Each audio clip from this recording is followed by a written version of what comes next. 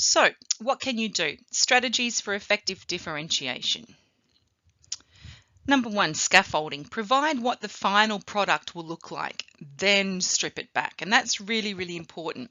What we do too often is that we provide the steps first and say, okay, let's do step one, step two, step three.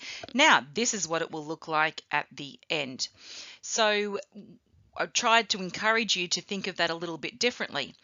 If you're doing a task and you want a child to, specifically a child with a working memory deficit, to understand what a recount looks like or an exposition text, don't talk about it first. Provide what the outcome will look like. Provide them what you want them to produce, then let them have a look at it, and then initiate the discussion. That way, in their mind, they've got a sample, they've got an example ready and raring to go. So they're not having to go back into long-term memory and try to pull out other information that may or may not be there. Because remember, if something has been taught prior and was never consolidated correctly in the first place, then these children have what's called a strategic knowledge deficit. They can't go back and they can't strategically find how something in the past now relates to what you're teaching.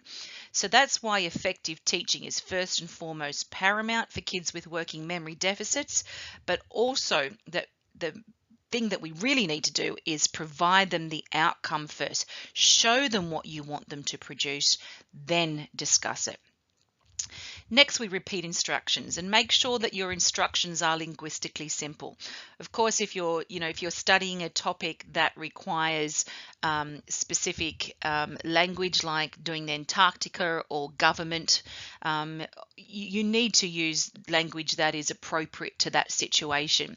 However, be very mindful. Don't use double negatives when you speak. Still speak naturally, but don't add language that's going to be overcomplicated for kids with working memory deficits. Okay, it's not saying that you don't introduce the topic's language that is specific to that topic, but make sure that when you're presenting it, you're doing it in a very clear and concise way. Okay, and as I've written there, you may know what you're talking about, but does the student? And always have them repeat it back to you. For those of you who are teachers and parents, how often do we say, what did mummy say? What did daddy say? We always ask them to repeat, because once they repeat it back to us, it's acknowledgement that they actually understood. Keep the pace, and we've talked about that already. Keep the pace of the instructions steady, not too fast, not too slow. Routine gives structure and certainty of the activity outcome. Kids with working memory deficits and a lot of our ASD kids, our kids on the autism spectrum, love routine. And believe it or not, most kids love routine. It makes them feel secure. It makes them feel that they are being taken care of. So it's predictable. So a really good strategy to use is when you're teaching kids is to keep that routine.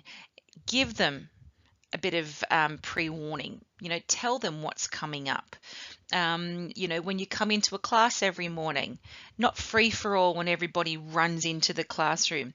Okay, everybody, you walk into the classroom, you stand behind your desks, you wait till I speak to you, then you may sit down. So whatever your strategy is, or everyone comes straight to the floor, make it routine. So children with working memory deficits obviously then don't have that anxiety that comes